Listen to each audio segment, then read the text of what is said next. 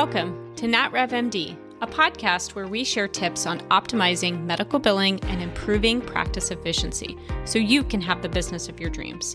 I'm your host, Dr. Heather Signorelli, founder of NatRevMD. Let's get started.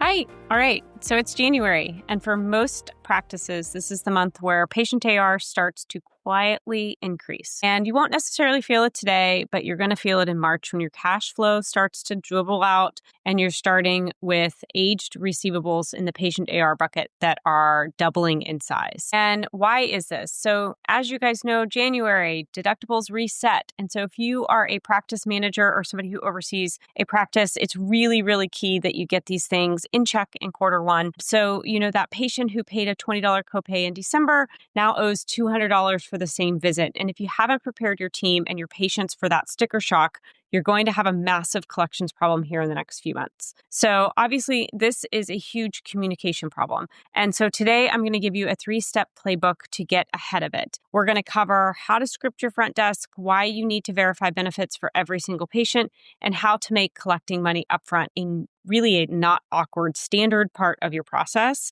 So this episode will save you thousands in write-offs, not to mention just the patient statement costs and just hours of chasing debt or the increased fees you're having to pay to a collection agency. So let's get started in talking about these tips. So obviously, let's be clear, patients don't enjoy getting unexpected bills any more than you enjoy sending them to collections. And so to me, the root of all patient AR is really about setting expectations. It's about setting them up front. And again, I think I've given this example before. It's making sure that they understand that they are buying groceries and they pay for groceries at the time that they purchase them, not the time that they cook their meal. And so, in Q1, we're going to be setting expectations with your patients as a number one job. And it's really, really important that we have this process in check. So today we're going to talk about a few different steps that you can use to get your team prepared for this. So step number 1, you are going to create a script for your front desk for the deductible conversation. And you could even do this the same for patient AR in general.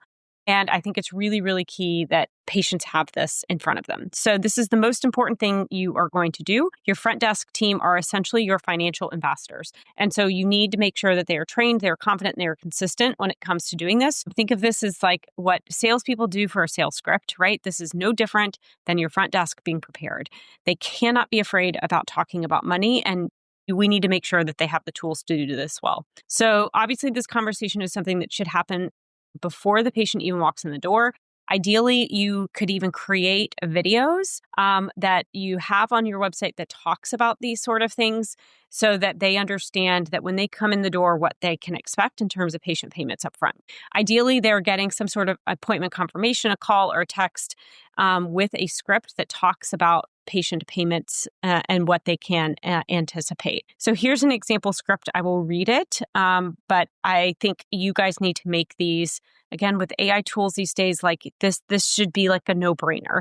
And delegate this to your office manager. If you are an office manager, this should be your number one thing to help show your practice owners the success you can do by putting this in place. Hi, patient name. We're looking forward to seeing you on X date. I'm just calling to confirm your appointment and remind you that since it's a new year, your insurance deductibles have reset.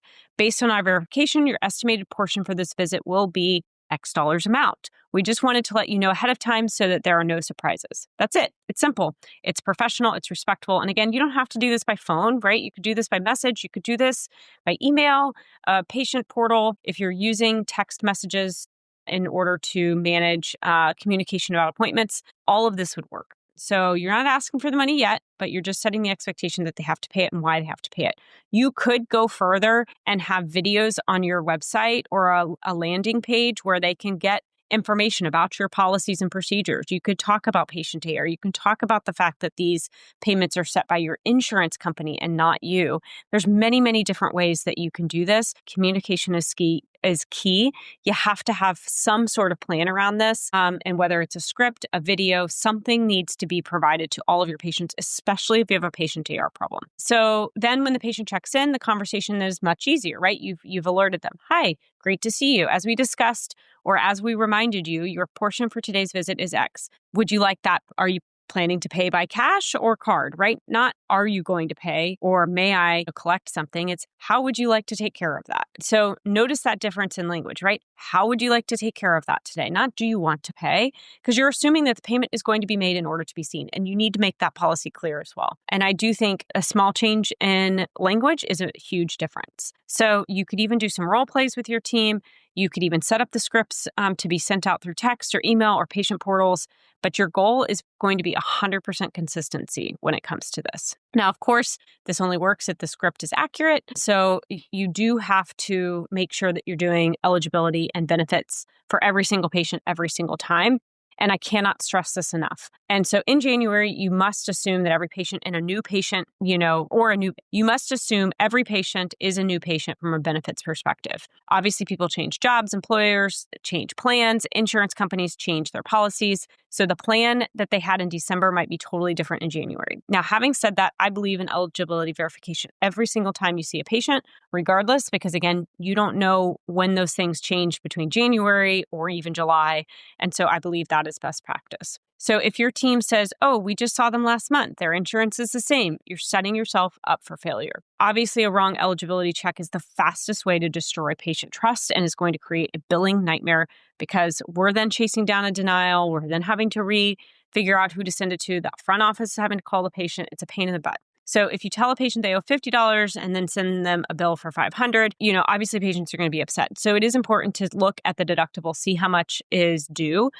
Rather than giving one, amount, you can give the amount that you're going to charge the patient. And again, like I've talked about before, this may be a place where you're giving them an amount that's your deposit amount. And you can say, this is because your deductible hasn't been met. And so we have this level of dollars that are collected for this type of practice or this type of visit. And then that's what you're going to collect. And then even tell them, and you may owe more, depending on how the claim adjudicates. Now, obviously, the best way to do this is then identifying the CPT code, figuring out your allowable, and then charging that amount. And certainly the best way to do it and the most accurate, especially if you know they have a full deductible that hasn't been met. But it's just how much does your team really want to go through all of that versus just say, for new patients or for established patients with a deductible that hasn't been met, we're going to charge $200. Come up with a flat fee is probably how I would do it, but that's just me. I like to keep it simple, just recognizing I may have to refund people. So you're going to need a bulletproof multi-step verification process.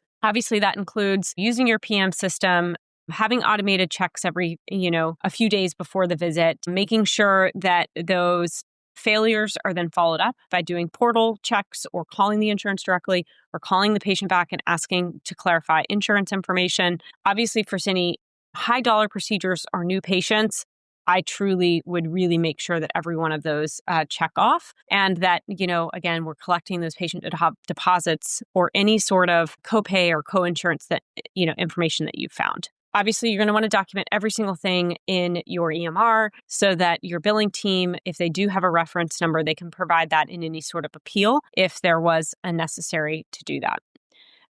Really, this just isn't optional if your staff isn't doing it. We do have an eligibility training guide that you can go check out at natrevmd.com /billing/eligibility/verification. And you can head over to check us out at natrevmd.com /eligibility-billing-verification, links down below. So that's just an option for you to download, train your staff, make sure that that's all set up. Thanks so much for listening to the podcast. If you are a private practice who is looking for help with your billing, check us out online at natrevmd.com. We are a physician-owned and founded company. I believe in fast communication, easy, transparent metrics. And if you are struggling with understanding where your revenue is, what your metrics show, setting up KPIs, or just overall helping your practice succeed, please check us out. We would love to help you in your practice. We do have a free audit available for practices with over 150,000 net receipts per month. Head on over to our website at natrevmd.com and check us out. We also have a course, a book, obviously the podcast, and some other resources online that would be of use if you are growing your practice. Okay, so you've set the expectation, you've given them a script, you've verified the benefits, information is accurate, or you've identified the table by which you're going to tell your staff what what amount they should be collecting for certain types of patients. Maybe they have no deductible that's met and you collect $75. Or if they have a deductible that hasn't been met, then maybe you collect $200, again, for a clinic visit. Again, I'm making those numbers up. You're going to want to look at your average patient collection and really understand, okay, what do I need to charge? Look at your allowables to set this policy, but that would be my recommendation. Again, making upfront payments a policy and not a question is the number one thing you can do for your practice this year. So collecting those patient payments should be as standard as taking their blood pressure. It's not an awkward, optional conversation. It's just part of the process. And the more you put that into your messaging upfront, right, when they schedule. By the way, our offices takes all payments upfront for deductibles, copays, etc. We require payments, any payment balance to be paid prior to being seen. And we do take appointment deposits in order to ensure that there is no balance that is due that it remains uncollected. And if you need, a way to do that, first, it's a written policy, right? It's something that you're handing to your patients. It's on your website. It's on your wall at your front desk. They are signing it. They clearly understand the patient portions are due at the time of service. And then you have a script for your front desk. You have a way to answer questions. I even have these little pamphlets that we've given to clients in the past that can help. And if a patient says that they can't pay the full amount, then that's where you have an option to put them on a payment plan, but not a deferral, right? They have to pay something. And you can always say, I completely understand. We can absolutely set up a payment plan for you. We can split the difference into 3 monthly payments. How would you like to set that up? And can I get a credit card on file, right? Not, okay, we'll pay when you can. No, here's a credit card on file. Here's how you're going to pay. And again, I think we just have to start normalizing this because physicians and offices and surgery centers, all the things, can't afford to not have this in control. So you're really just making sure that they know what the expectation is and that you're doing minimal patient statements as possible, right? And that you have an easy way to make it pay. So if you are sending out patient statements, make sure that those are electronic. They're not having to make a phone call. You can have a card on file system. Obviously, links to online payments, both on your website as well as in the statement. Again, we're just trying to remove as much friction as possible. Utilizing text messages and email to get payments paid is also an excellent way to do that. All right, so to recap, Q1 patient AR playbook, right? So we got script for your front desk, train them to communicate patients' estimated portions before the visit, remove any sticker shock because you're talking about it ahead of time, verify your benefits every single time, assume patients' information changes every time. So you're checking insurance, you're checking address, phone numbers, everything. You're even having them print it out and have them sign that this is accurate. Whatever you need to do to make sure that this is checked every single time. Make a payment policy, collect upfront, and have a clear, immediate process for offering payment plans. And if you implement these a few steps the first week of January, right? So this week, next week, you will avoid the cash flow crunch that hits most practices in March. You'll reduce your write-offs. You'll save your team countless hours chasing debt, making phone calls, and you'll have higher receipts because you're not having to pay a collection agency. And I really truly believe, if we continue to make and normalize the fact that they have to pay up front, this will just get easier and easier. Don't forget to download the free eligibility billing verification checklist at natrevmd.com/eligibility-billing-verification. It's a great tool that can help you with step number 2. All right. Thanks so much. Talk to you soon.